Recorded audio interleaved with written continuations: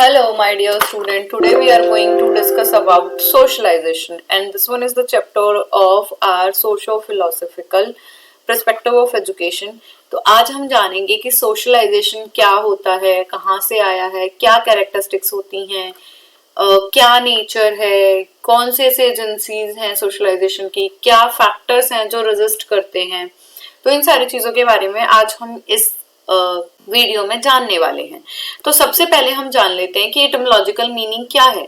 तो सोशलाइजेशन में सोशलाइजेशन है जो पार्ट है किसका, सोशोलॉजी का। तो सबसे पहले हम जानेंगे कि सोशोलॉजी जो है दो वर्ड से मिलकर बना है, सोशो और लॉजी से।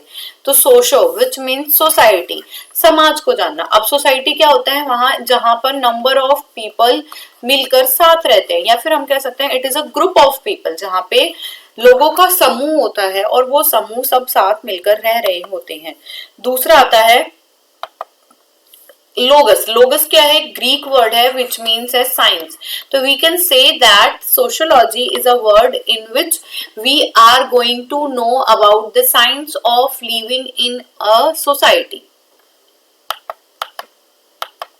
अब बात करते हैं मीनिंग ऑफ सोशलाइजेशन। तो सोशलाइजेशन क्या है, देखो it is a kind of social consciousness जिसके अंदर आप क्या कर रहे हो,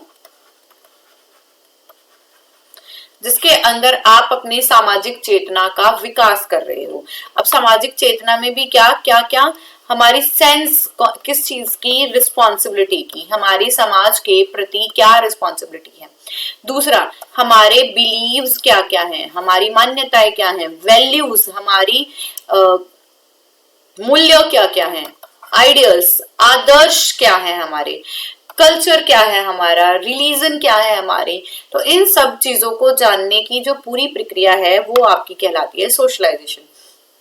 आई होप आपको मीनिंग समझ आया होगा कि socialisation it is a kind of process of social consciousness in which, जिसके अंदर आप क्या जान रहे हो, आप अपनी रिस्पॉन्सिबिलिटी, आपके उत्तरदायित्व क्या है, आपकी वैल्यूज, आपके मूल्य क्या है, आइडियल्स, आपके आदर्श क्या है, कल्चर, संस्कृति क्या है, बिलीव्स, मान्यताएं क्या है, इन सबको जानने की एक पूरी प्रक्रिया को हम समाजीकरण बोलते हैं।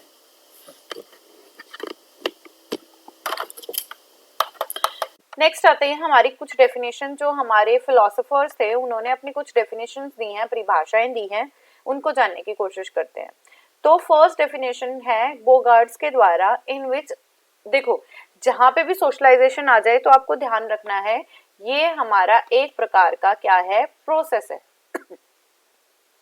जिसके अंदर आप क्या डेवलप कर रहे हो, आप अपनी रिस्पॉन्सिबिलिटी को जानने की कोशिश कर रहे हो, and you are guided by the welfare and needs of other. आपको इस प्रकार से तैयार किया जाता है, आपको इस प्रकार से समझाया जाता है जिसके अंदर आप अपने उत्तरदायित्व और दूसरों के लिए जो चीजें अच्छी हैं उसको कैसे ध्यान में रखते हुए सारे कार्य करने हैं।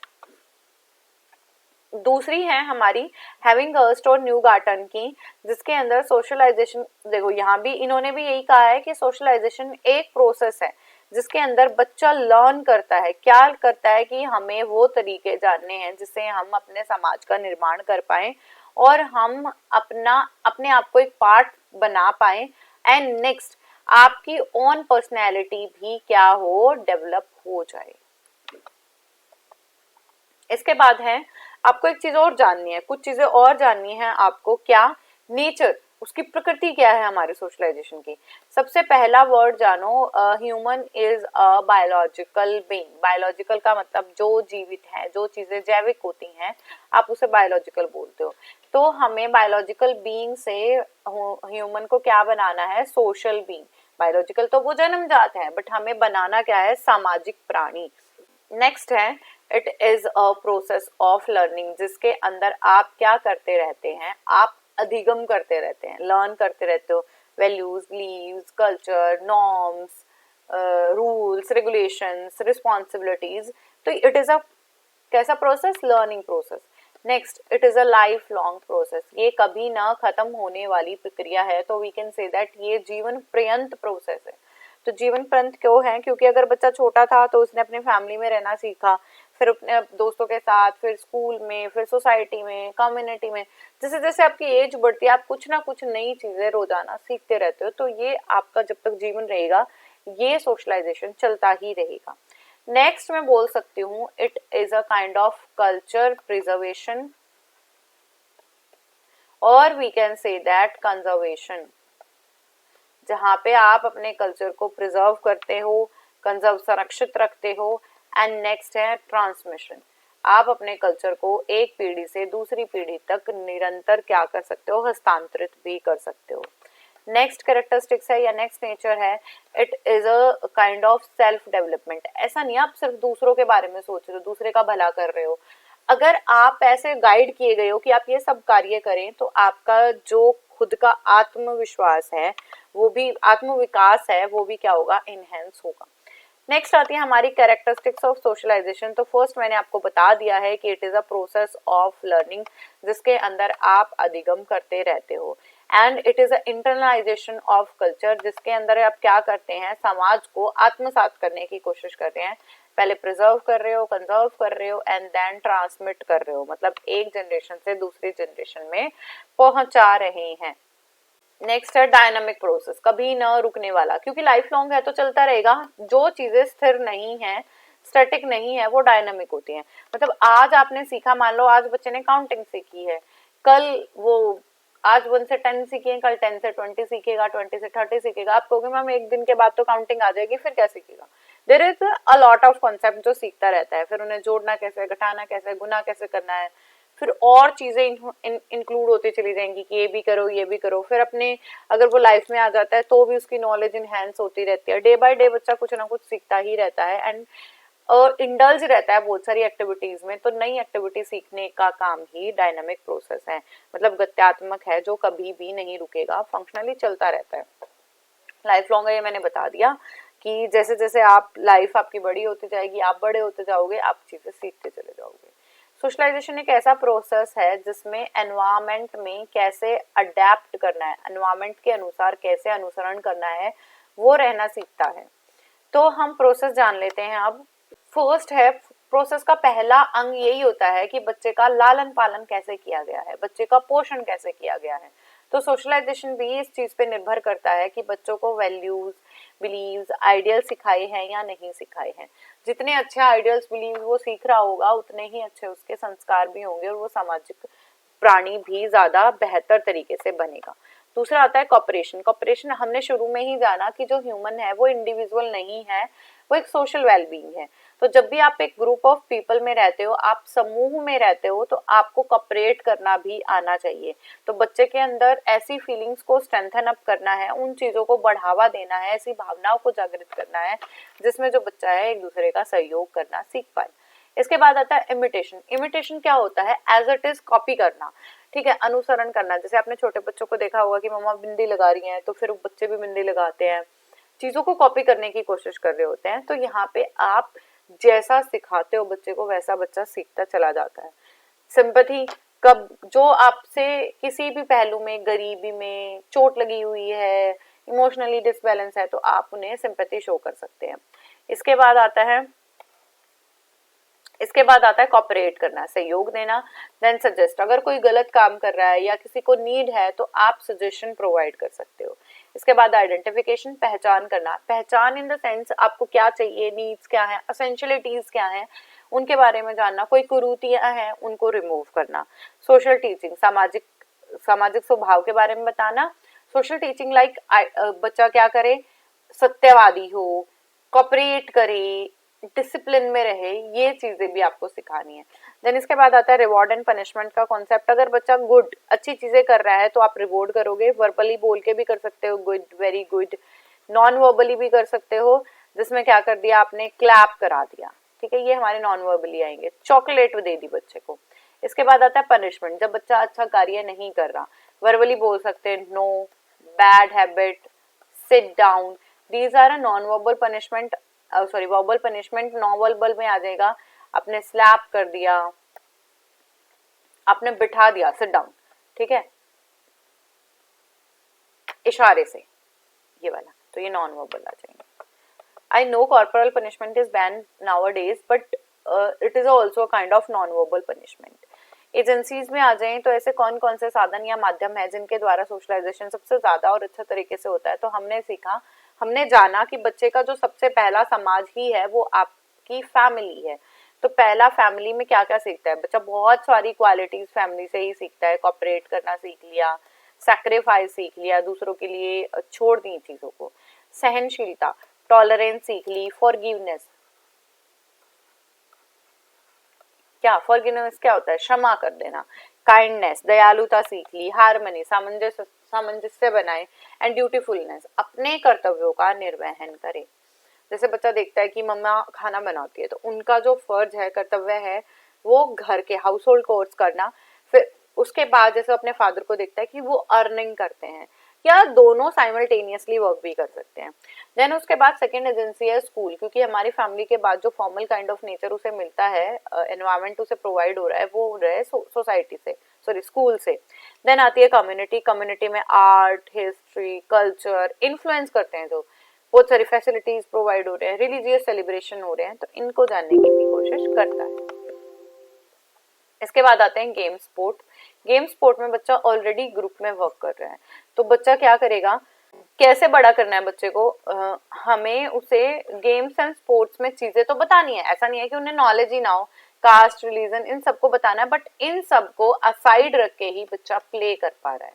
और यहाँ पे जो एक धर्म बच्चे का क्या है, उस गेम के रूल्स को फॉलो करना, तो वी फीलिंग भी एनहेंस होती है।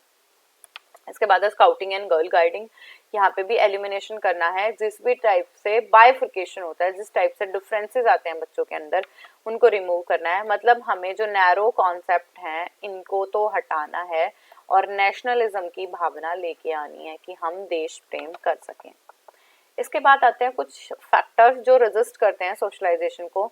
तो फर्स्ट फैक्टर है हमारे चाइल्डहुड सर्कमस्टेंसेस, जिसके अंदर जो बच्चे को है बाल्यकालीन अवस्था में ही कुछ ऐसी परिस्थितियों का सामना करना पड़ा है जो नहीं करनी चाहिए थी।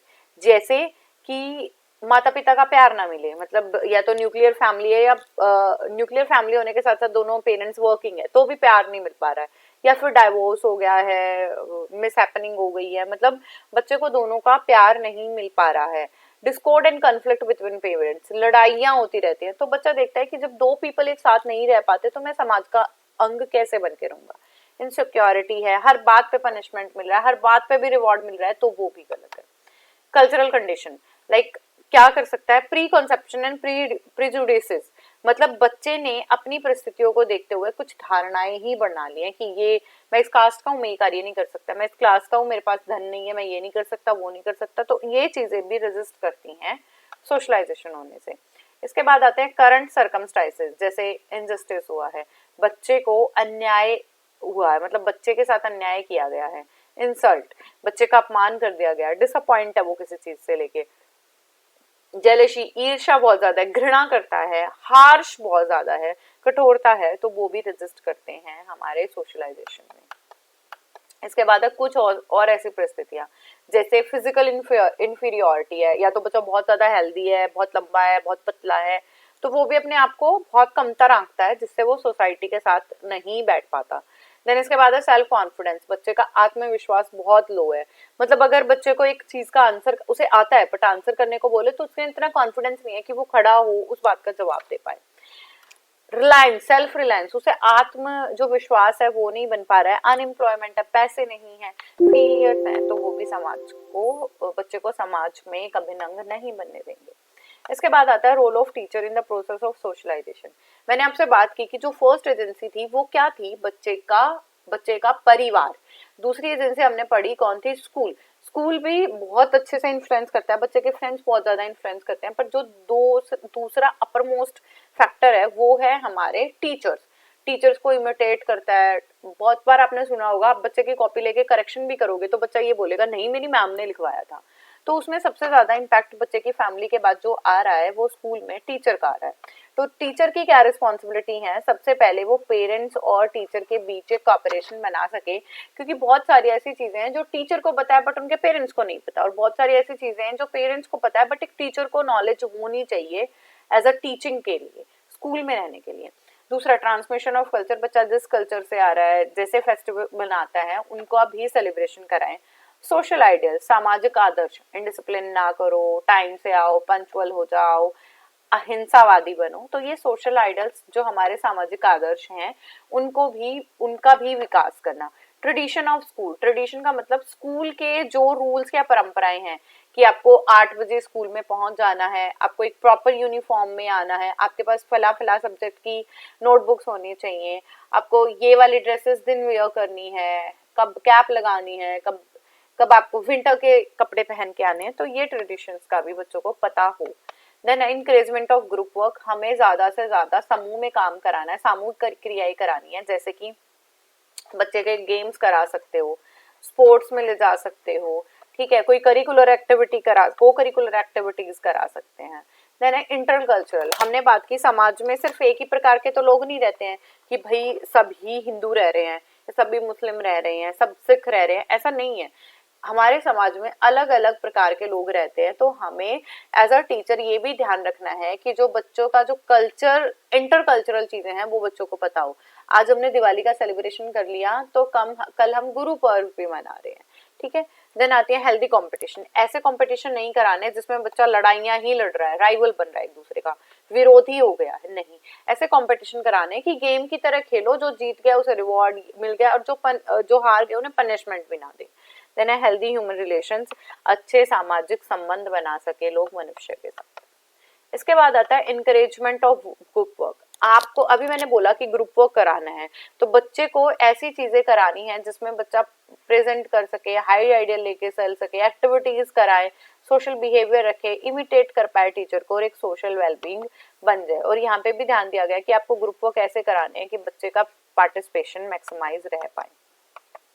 दूसरा है to form the social environment, हमें ऐसे सामाजिक वातावरण लेके चलने हैं जिसमें डिफरेंसेस ना हो, बच्चों को किसी भी प्रकार से एक बच्चे को दूसरे बच्चे से कम ना आका जाए, ठीक है। दूसरे कॉन्टैक्ट्स बना सके टीचर, अभी हमने कहा पेरेंट्स के साथ बनाए तो ऑब्वियस है कि बच्चों के साथ एक अच्छा कॉन्टैक्ट होना ही चाहिए, मधुरभाषी रहे।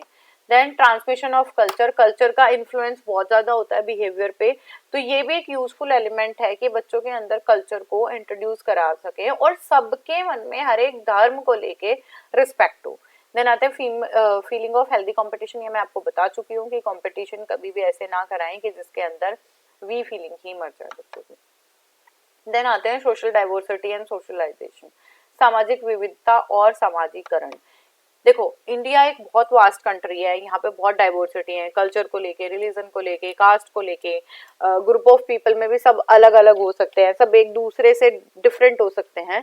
तो उन चीजों को ध्यान में रखते हुए हम कैसे कार्य करा सकते हैं। हम बहुत डाइवर्स है ना, कोई पतला है, कोई लंबा है, कोई मोटा है, कोई किसी रिलीजन से, कोई किसी कास्ट से है, कोई कैसे कल्चरल चीजों से डील कर रहा है, किसी की इकोनॉमिक कंडीशन क्या है, जोग्राफिकल रीजन क्या है, कोई हिली एरिया से आ रहा है, कोई प्लेट्यू से आ रहा है, कोई बिल्कुल ड्राई रीजन से आ रहा है, but we have to work as a unit, हम सबको एक यूनिट की तरह काम करना है, which means we have to establish uniformity. Uniformity का मतलब है एक रूपता बना के रखनी है। uni refers to one and forms refers to common ways, we have to develop a kind of common ways in which we can live together in a unite way। Diversity means existence in different form, ये मैं आपको बता चुकी हूँ कि diversity का क्या मतलब होता है, जिसमें लोग डाइवर्स हैं, एक दूसरे से भिन्न है, विभिन्न है, तो आप उन्हें क्या बोलोगे, डाइवर्स। सो हमारा जो देश है वो सोशल कल्चरल डाइवर्सिटी का है, यहाँ पे सामाजिक विभिन्नताएं भी हैं और कल्चरल विभिन्नताएं भी हैं। एट मोस्ट रीजन पे बहुत चीजें अलग अलग हैं, बट इन सारी चीजों के, हाँ linguistic barriers is also there, होने के साथ साथ भी अगर आप साथ मिलकर सेलिब्रेशन कर पा रहे हो तो बहुत अच्छी बात है। डाइवर्सिटी के साथ भी सोशलाइजेशन हो सकता है। तो फर्स्ट डाइवर्सिटी की बात करते हैं, दैट इज कास्ट डाइवर्सिटी, जाति विविधता। It is a group of person, ये भी जानो कि लोगों का एक समूह है जिसके अंदर बाय बर्थ आप कुछ वर्च्यूज के साथ आते हैं, मतलब आपके पास कुछ कैरेक्टरिस्टिक्स बाय बर्थ आ चुकी हैं, उससे रिलेटेड कुछ राइट्स हैं, उससे रिलेटेड कुछ ड्यूटी हैं जो पहले से ही डिटरमाइंड हो गई हैं। तो हम बोल सकते हैं कि ये ग्रुप ऑफ पीपल हैं जिसके अंदर आपको मेंबरशिप मिल गई है।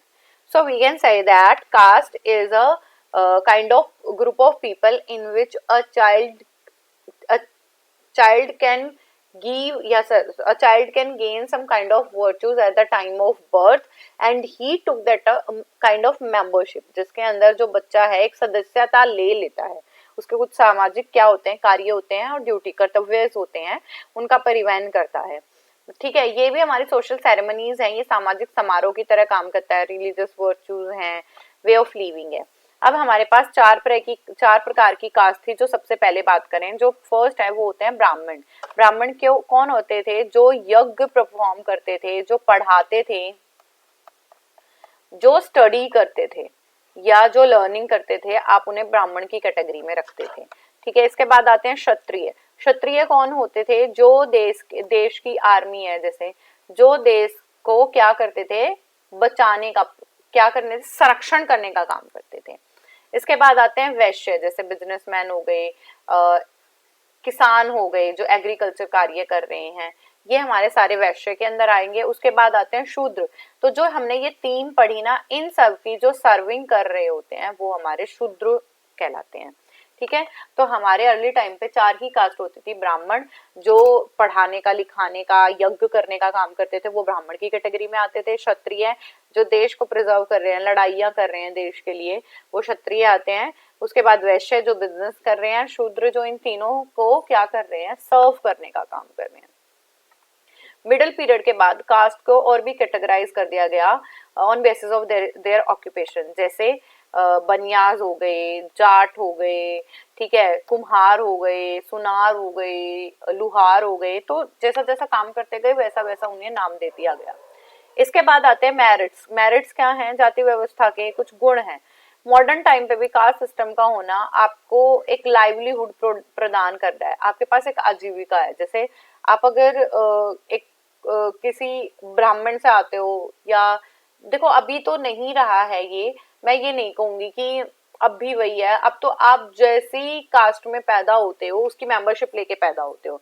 जैसे आपने मेरे नाम के पीछे देखा होगा दैया, तो आपने देखा कि मैं एक जाट कम्युनिटी से हूँ, तो एक मेंबरशिप लेके पैदा हुई हूँ कि मेरे फादर जाट थे तो मैं जाट हूँ। अब आगे जैसे बच्चे जाएंगे तो वो भी उस कम्युनिटी की मेंबरशिप लेके ही पैदा होंगे। ठीक है, इससे एक फायदा क्या हुआ? मैरिजेस का, शादियों का फायदा हुआ कि आप अपनी कास्ट में शादियां कर सकते हैं, सोशल, मॉरल, इमोशनल बेनिफिट मिल सकता है। और अगर डीमेरिट्स की बात करूं तो क्या डीमेरिट्स हैं? सबसे पहले तो डिफरेंसेस, कि कास्ट के ऊपर बहुत ज्यादा डिस्क्रिमिनेशन हो रहा है कि आप काम जो भी करते हो बट आपको एक कास्ट के अंदर ही रोक दिया गया है। जैसे मैंने कहा कि पहले जो पढ़ाने का काम करता था वो ब्राह्मण कैटेगरी में आते थे। अभी मैंने जस्ट आपको बोला कि मैं जाट कम्युनिटी से बिलोंग करती हूँ, तो इसका मतलब मैं पढ़ा रही हूँ तो मैं ब्राह्मण तो नहीं हुई ना, तो हम एक चीज की मेंबरशिप लेके आ रहे हैं, ये भी एक स्टेग्नेशन है। इसके बाद डायनामिज्म खत्म हो रहा है, मतलब जैसे आप एक पर्टिकुलर चीजों से बिलोंग करते हो, पर्टिकुलर कास्ट से बिलोंग करते हो, तो आप फला कार्य कर सकते हो, उसके आगे आप काम नहीं कर सकते। अनटचेबिलिटी भी बहुत ज्यादा अब नहीं है, कहीं कहीं हो तो अलग बात है, बट जहाँ से मैं बिलोंग करती हूँ, आई होप आप भी बहुत सारे इस चीज को एक्सपीरियंस करते होंगे कि अब अनटचेबिलिटी जैसा कुछ भी नहीं है। अगर आप करते हो ऐसे कुछ चीजें एक्सपीरियंस, तो आप कमेंट में जरूर से बोलो कि yes there is a no untouchability right there where I am living. तो यहाँ पे नहीं है, अगर है तो भी आप बता सकते हैं।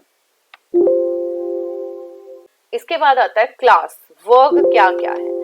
तो मैं एक डेफिनेशन पढ़ देती हूँ। A social class is the aggregate of person having essential the same status in the given society. ये एक ऐसा सामाजिक वर्ग है जिसमें समाज के अनिवार्य रूप से समाज ने कुछ समान स्थितियों में कुछ लोगों को एक लेवल पे ला के रखा है। तो क्लासिफिकेशन की बात करूं तो हमारी क्लासिफिकेशन मैंने पढ़ी वर्ण के अकॉर्डिंग, तो वो क्या क्या थे? ब्राह्मण, क्षत्रिय, वैश्य और शूद्र। ठीक है, उसके बाद ऑन बेसिस ऑफ सेक्स तो हमें पता है मेल, फीमेल, ट्रांसजेंडर। ठीक है, नेक्स्ट आता है हमारा on economic basis. Economic basis पे आ जाएंगे हमारे कौन कौन से? बिजनेस क्लास, ठीक है, या फिर हमारे लेबर, कैपिटलिस्ट भी बोलते हैं इन्हें। ओके, देन इसके बाद आता है ऑन बेसिस ऑफ प्लेस, आप किस कैसे रीजन से आते हो।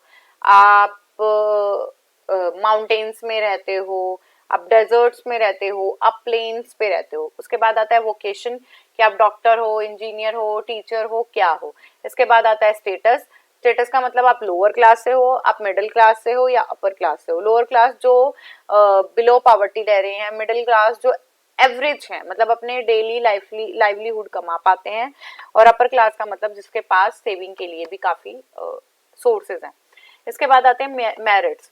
तो पहली है फेलो फीलिंग आ जाती है, मतलब आप जो है साथी की भावना आती है। दूसरा पार्टिसिपेशन बढ़ता है, सहयोग बढ़ता है, सिक्योरिटी हो जाती है, आप एक दूसरे के लिए कॉम्प्रोमाइज कर सकते हैं और सिंपैथी शो कर सकते हैं।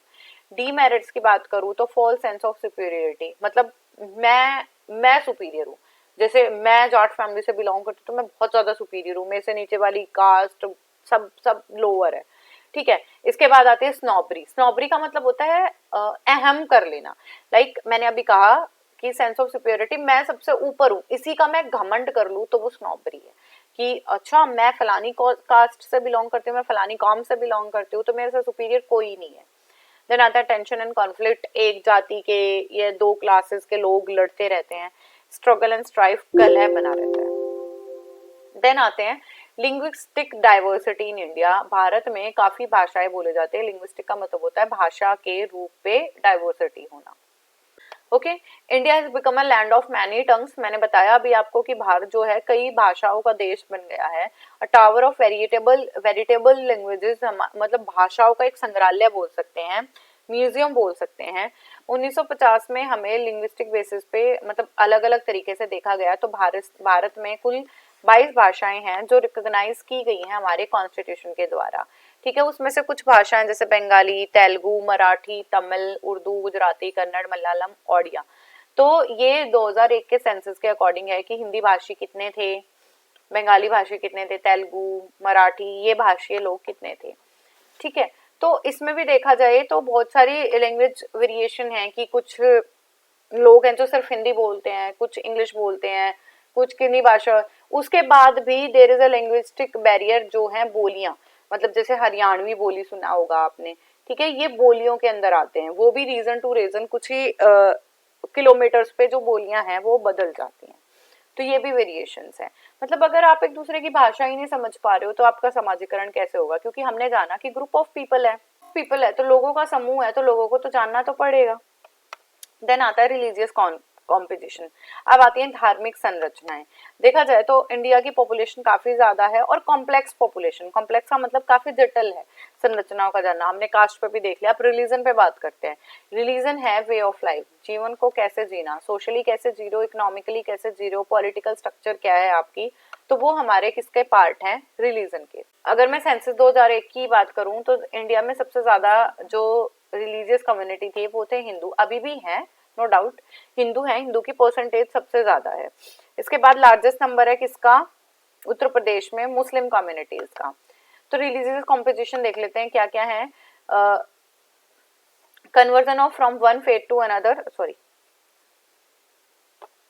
Religious composition of population due to various factor, कुछ चीजों पे निर्भर करता है धार्मिक संरचना। दो फैक्टर क्या है, कन्वर्जन, मतलब जैसे मैं कह रही हूँ कि 80% थे, अब थोड़ा सा कम हुआ है हिंदुइज्म, मतलब ये नहीं कह रही हूँ कि कम होने का मतलब काफी कम हो गया, जैसे 80 से 7%, 60-70% आ गया, 75% आ गया, तो क्या है कि लोग एक दूसरे का फेथ को चेंज कर रहे हैं। और जैसे ही पार्टीशन हुआ था हमारे इंडिया की फ्रीडम के बाद, तो बहुत रिजल्ट हुआ कि माइग्रेशन हो गया, मतलब कुछ लोग पाकिस्तान चले गए, कोई इधर चले गया, कोई उधर चला गया, तो भी माइग्रेशन से भी हमारी जो रिलीजियस कॉम्पोजिशन है वो थोड़ी वेरी की है। इंडिया को ही कैसी कंट्री माना जाता है जिसमें हजारों तरह के फेथ्स के लोग रहते हैं, लाखों तरह के ऐसे लोग हैं जो अलग अलग भावनाओं में मानते हैं, फिर भी सब साथ रह पा रहे हैं, ठीक है। तो जैसे यहाँ पे कुछ दिखाया गया है आपको सेंसस के अकॉर्डिंगली कि 1951 में हिंदू कितने थे, 85%, 2001 में 80%, ऐसे ही कम हुए हैं, तो मुस्लिम कम्युनिटी इनहेंस हो रही है, अदर कम्युनिटीज भी बढ़ रही हैं, तो ऑल रिलीजन 100% है, बट ये डिपेंड करता है कि कौन से रिलीजन किस टाइम पे कितने ज्यादा मात्रा में पाए गए हैं। मेरिट्स की बात करूं तो फायदा क्या है कि आपकी सोशल लाइफ, आपकी सोसाइटी, आप एक कल्चरल तरह के नॉर्म्स को फॉलो कर सकते हो। दूसरा, these religious group develop fellow feeling, मतलब अगर आप हिंदू है तो आप एक दूसरे से प्यार करोगे, मैं ये नहीं कह रही हूँ सिर्फ हिंदू करेंगे, अगर आप सिख कम्युनिटी से भी हो, क्रिश्चियन कम्युनिटी से भी हो, तो आपको जहाँ पे वो लोग मिल जाएंगे आप काफी वी फीलिंग शो करोगे, ठीक है। डीमेरिट्स की बात करूं तो फैंटेसिज्म में जी रहे हैं, कट्टरता कि मैं फलाने रिलीजन से तो मैं बहुत कट्टर हूँ, दूसरा धर्म तो कुछ मानता ही नहीं हूँ, ठीक है। एटमोस्फेयर जो प्यार का होना चाहिए वो बिल्कुल खत्म होता जा रहा है, स्ट्रगल बढ़ रहे हैं, लड़ाइयाँ बढ़ रही हैं, झगड़े बढ़ रहे हैं, वैल्यूएबल प्रॉपर्टी का नुकसान हो रहा है। उसके बाद बात करते हैं पॉवर्टी की। पॉवर्टी में आता है क्या, जो लोग अपनी डे टू डे लाइफ के लिए जो एसेंशियल चीजें हैं उनका भी जुगाड़ नहीं कर पा रहे हैं, तो वो हमारे पॉवर्टी लाइन के अंडर आते हैं। Poverty is the main problem which attracted attention of, मतलब बहुत सारों के एजुकेशनिस्ट हो गए, सोशलिस्ट हो गए, इकोनॉमिस्ट हो गए, फिलोसोफर हो गए, उनको लिया है। तो पॉवर्टी क्या है, पॉवर्टी एक लाइन है जहाँ पे आप अपना सफिशिएंट जो चीजें हैं आप उनको भी नहीं कर पा रहे हो, नेसेसिटीज को भी जुगाड़ नहीं कर पा रहे हो, अपनी आवश्यकताओं की पूर्ति ना कर पाना ही गरीबी कहलाती है। इसके बाद it indicates a condition which a person fails to maintain life standard, जिसके अंदर जो बंदा है अपने जो जीवन स्तर है उसको बनाने में ही नाकामयाब है, चाहे फिजिकली है, मेंटली है, सोशली है। सिंपल वर्ड पॉवर्टी क्या है, simply we can say that minimum requirement का होना, चाहे वो फूड है, क्लोथिंग है, हाउसिंग है, एक्सेट्रा।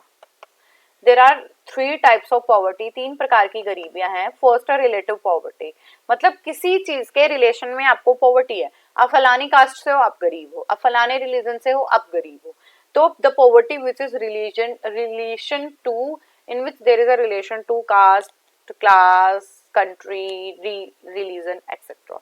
इसके बाद आती है एब्सोल्यूट पॉवर्टी। एब्सोल्यूट पॉवर्टी का मतलब अब तो गरीबी है, पूर्ण रूप से गरीबी, आप अपनी नेसेसिटी आवश्यकताओं को भी जुगाड़ नहीं कर पा रहे।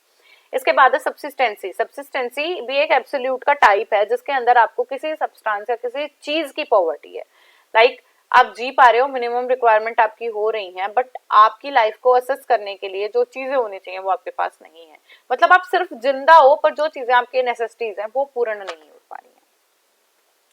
कॉज क्या है, पर्सनल कॉजेज। पर्सनल कॉजेज में इलिटरेसी, पढ़े लिखे नहीं हो तो भी गरीब है, ऑक्यूपेशन अच्छा नहीं मिल रहा है, आइडलनेस, बहुत आलसी हो, काम करने ही नहीं जा रहे हो, ऑब्वियस गरीबी रहेगी। सिकनेस, बहुत बीमार रहते हो तो सारा धन आपका किस पे खर्च हो जाता है, आपकी बीमारी पे ही, तो भी गरीबी रहेगी।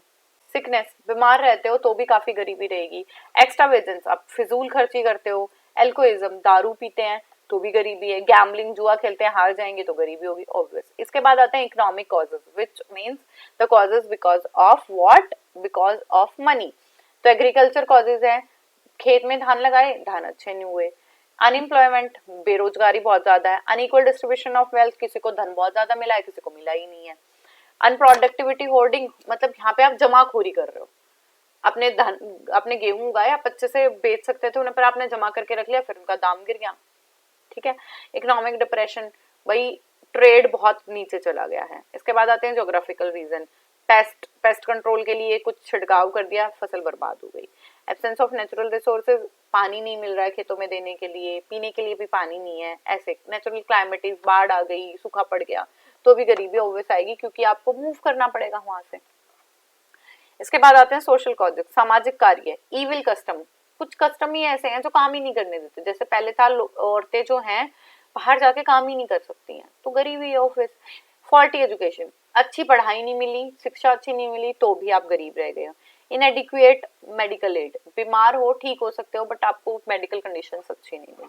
देन आते हैं पॉलिटिकल रीजन, लड़ाइयाँ हो गई हैं, ट्रेड में डाउनफॉल हो गया है, आपने देखा होगी स्टॉक मार्केट गिर गया एकदम से, मोनार्की की मेरा एक अधिकार है मैं बाहर नहीं जाने दूंगा, ऐसी चीजें।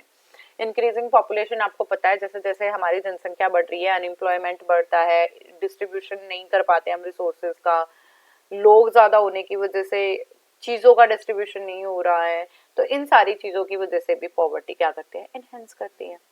इसके बाद आती है लिटरेसी। लिटरेसी होते है साक्षरता। Literacy is a kind of, we can say that literacy क्या है, एक ऐसी एबिलिटी है जिसमें बंदा पढ़ लिख सकता है, तो we can say that literacy is a ability to learn and write, read and write, sorry. The term may be refer as a familiar with the literature and the basic level of education, मतलब ये एक basic level है, लिटरेसी बहुत basic है कि पढ़ना लिखना आना चाहिए। लो लिटरेसी होने की वजह से आपने जो पॉवर्टी के काफी रीजंस पढ़े कि अनएम्प्लॉयमेंट है, मेडिकल एड्स नहीं मिल पाना, एजुकेशन फॉल्टी हो जाना, तो ये भी रीजंस हैं। अगर मैं सेंसस 2011 की बात करूं तो हमारी, अगर मैं 1 से कंपेयर करूं तो हमारी 9% लिटरेसी तो बढ़ी थी, और यहाँ पे इसके बाद हमने ये भी देखने लगे कि पहले जो सिर्फ मैन को एजुकेट करने की कोशिश करते थे, अब फीमेल की तरफ भी अग्रसर हो रही हैं। और महात्मा गांधी ने कोर्ट में कहा था कि अगर आप एक मेल को पढ़ाते हो तो वो है कि आप इंडिविजुअल को टीच कर रहे हो, और अगर आप एक फीमेल को पढ़ाते हो तो आप पूरे परिवार को टीच कर पा रहे हो। अब कुछ ऐसे स्टेप्स हैं जो हमारे गवर्नमेंट ने लिए हैं लिटरेसी को इनहेंस करने के लिए। फ्री एजुकेशन, आपको पता है 8 to 14 ईयर्स के लिए हमारे पास फ्री एंड कंपलसरी एजुकेशन दी जाती है, जिसमें बच्चे का कोई भी एडमिशन फीस, किसी प्रकार का चार्जेस नहीं लिए जाते हैं। Setting up new school and colleges की बच्चे ज्यादा से ज्यादा स्कूल में जा पाए। जैसे आपको पता हो पहले डिस्टेंस पे स्कूल होते थे, अब एक एक गांव में कुछ किलोमीटर पे काफी स्कूल्स हैं, कॉलेजेस हैं, कि बच्चे की पढ़ाई डिस्टेंस की वजह से, किसी इकोनॉमिक कंडीशन की वजह से ना रुके। कमिटीज लेके आए हैं जो और ऑब्जर्वेशन पे काम करती रहती हैं, और फंड्स भी बहुत ज्यादा अलॉट किए गए हैं। सेंट्रल लेवल पे अलग है, स्टेट लेवल पे, डिस्ट्रिक्ट लेवल पे, और अलग पॉलिसीज भी चलाई गई हैं। There are policies also. Then आती है सोशल मोबिलिटी। सोशल मोबिलिटी होती है सामाजिक गतिशीलता। Social mobility is a individual की मूवमेंट जिसके अंदर वो अपनी सोशल स्ट्रक्चर में अपने आप को गति करता है, ठीक है, ट्रांसफॉर्म करने की कोशिश करता है। जैसे आप लोअर स्टेटस पे हो तो अपर स्टेटस पे जाने की क्या करते हो, डिजायर करते हो। तो change in social status is also known as social mobility, सामाजिक गतिशीलता। There are two type of social mobility, that is vertical and horizontal, ठीक है। वर्टिकल का एक एग्जांपल देती हूँ। आज आप टीचर थे, ठीक है, वर्टिकली आपने मोबाइल किया, आपने मोबिलिटी की, आप एचओडी बन गए। देन आपने और वर्टिकल मोबिलिटी की, you will get a principal post. तो this type of mobility is known as vertical mobility. Horizontal पे बात करते हैं। आज आप टीचर थे, आपकी सैलरी थी 15,000, आपने क्या किया, स्कूल चेंज किया, आज भी आप टीचर हो, suppose you are a PRT teacher, but आपने एक अच्छा स्कूल ज्वाइन किया है जो आपको 25K प्रोवाइड कर रहा है, आपकी सोशल मोबिलिटी हुई है। There is a change in total structure, पर वर्टिकली नहीं हुई, ठीक है। When there is a mobility in a lower to upper status, that is known as a vertical. When is there is a mobility on the same line, that is horizontal. तो education mobility relate करती है कि बहुत ज्यादा आप socially कैसे mobile कर पाते हो, ठीक है। पढ़े लिखे होगे तो ऑब्वियस आपको क्या अच्छा एम्प्लॉयमेंट मिलेगा, सोशल स्टेटस बदलेगा ही बदलेगा। एडवांटेजेस की बात करूं तो वेलफेयर और हैप्पीनेस बढ़ती है, हाई पोजीशन आप डिजर्व कर पाओगे, होलसम डेवलपमेंट। अगर आपके पास मोबिलिटी बहुत अच्छे से कर पा रहे हो तो आपका संपूर्ण विकास हो पा रहा है। जो आपकी माल एडजस्टेड थे, किसी भी तरीके से आपके पास एडजस्ट नहीं कर पा रहे थे, वो रिमूव हो जाएगा। ग्रोथ ऑफ सोशल एफिशिएंसी, आपकी सामाजिक दक्षता और सामाजिक प्रगति, सोशल प्रोग्रेस भी बढ़ती है। नेशनल सॉलिडेरिटी, आप राष्ट्रीय एकता और प्लेंटी ऑफ, मतलब हम ये बोल सकते हैं आप प्रमोट कर सकते हो। सोसाइटी की प्रोग्रेस भी हो जाएगी और स्टेबिलिटी भी आएगी। देन अदर डिसएडवांटेजेस में क्या है, प्राइड, ओहो मैं तो बहुत सुपीरियर हूँ, ठीक है, स्नॉबरी, घमंड आ जाता है। डिसइंटीग्रेशन, आप रूरल और अर्बन में भी डिसइंटीग्रेट करते हैं, तुम गांव के हो, तुम शहर के हो, this type of integration, disintegration. Then आता है constant discontent of individual with the social order, सामाजिक व्यवस्था के प्रति व्यक्ति का निरंतर असंतोष। मतलब एक आदमी बहुत अच्छा काम कर रहा है बट वो ना मोबिलिटी नहीं गेन पा रहा है किसी भी प्रकार से, ना हॉरिजॉन्टल ना वर्टिकल, तो वो भी क्या है, हमारी सोशल मोबिलिटी का डिसएग्रीमेंट है। मतलब समटाइम मान लो मैंने कहा कि टीचर से आप एचओडी बन गए बट आपकी सैलरी में कोई चेंज नहीं आया, तो there is a no kind of mobility. इसके बाद आता है रीजन। रीजन क्या होता है, क्षेत्र, एरिया जहाँ पे आप रहते हो। लार्जेस्ट कंट्री है, जोग्राफिकल वेरिएशंस हैं, आपने देखा होगा कि नॉर्थ हमारे पास स्नो में, हिमालयाज में स्नो है, फिर प्लेन्स हैं, लैंड है, प्लेट्यूज है, डेजर्ट्स हैं, सारी तरह का रीजन हमारे इंडिया में पाया जाता है। तो कुछ एरिया को प्लेन बोलते हैं, मतलब जिनकी हाइट नहीं होती, कुछ जो हाइट पे होते हैं आप उन्हें माउंटेन बोलते हो, जहाँ पे वाटर बिल्कुल ही नहीं है, there is a scarcity of water, तो आप उसे ड्राई एरिया या डेजर्ट्स बोल देते हो। जिसके ऊपर हाइट तो है but a minimum kind of height, मतलब एकदम से पीक नहीं है वहां पे, तो आप उन्हें प्लेट्यूज बोलते हैं। फैक्टर क्या है डाइवर्सिटी के इन इंडिया में, हमें पता चला कि बहुत सारी चीजें हैं जिनकी वजह से हमारी इंडिया में डाइवर्सिटी है। इसके बाद है ज्योग्राफिकल डाइवर्सिटी, भौगोलिक, जो अभी हमने रीजन की बात करी। रिलीजन ये मैं आपको बता चुकी हूँ, कौन कौन से हिंदू मुस्लिम जो राष्ट्रीय क्रिश्चियन, ये रिलीजन की वजह से है। देन आता है कल्चरल डाइवर्सिटी, आप कैसे अपने त्योहार मनाते हो, संस्कृति कैसी है। पॉलिटिकल वार्ड्स वगैरह हो गए, ट्रेड्स है, लैंग्वेज की आप भाषाओं में भी विभिन्नताएं हैं, ठीक है। देन हम कंक्लूड करते हैं इस चैप्टर को। यहाँ से हमने जाना कि इंडिया एक बहुत डाइवर्स कंट्री है, वास्ट मतलब vast kind of diversity are there, but फिर भी हम सोशलाइज होके रह सकते हैं because human are assets of society.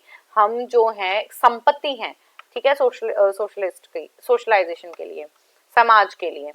तो रिलीजियस टॉलरेंस बना के रखनी होगी, अपने कल्चर को जानते हुए वी फीलिंग लेके आनी पड़ेगी, इनरिच करना पड़ेगा, फ्रीडम शो करनी पड़ेगी, रूल्स को फॉलो करना पड़ेगा, करेक्टरिस्टिक्स को जानना है, एथनिक ग्रुप्स को जानना है कि आप जैसे जाति में रहते हो उन सबको जानना पड़ेगा। हर तरह के त्योहार आपको सेलिब्रेट, होली, दिवाली, क्रिसमस, ईद, बुद्ध जयंती, महावीर जयंती, इन सब का अगर आप अच्छे से कर पा रहे हो तो आप बहुत अच्छे से सोशलाइज भी कर पा रहे हो। आई होप आपको ये चैप्टर समझ आया होगा। अगर फिर भी आपकी कोई क्वेरी है तो आप मुझे कमेंट करके बता सकते हैं। And I am also watching कि वीडियोस के व्यूज चले गए हैं केस में कि 5,000 लोगों ने देख लिया, 6,000 लोगों ने देख लिया, 2,000 लोगों ने देख लिया, and likes are like 50, 100, 150 likes are there.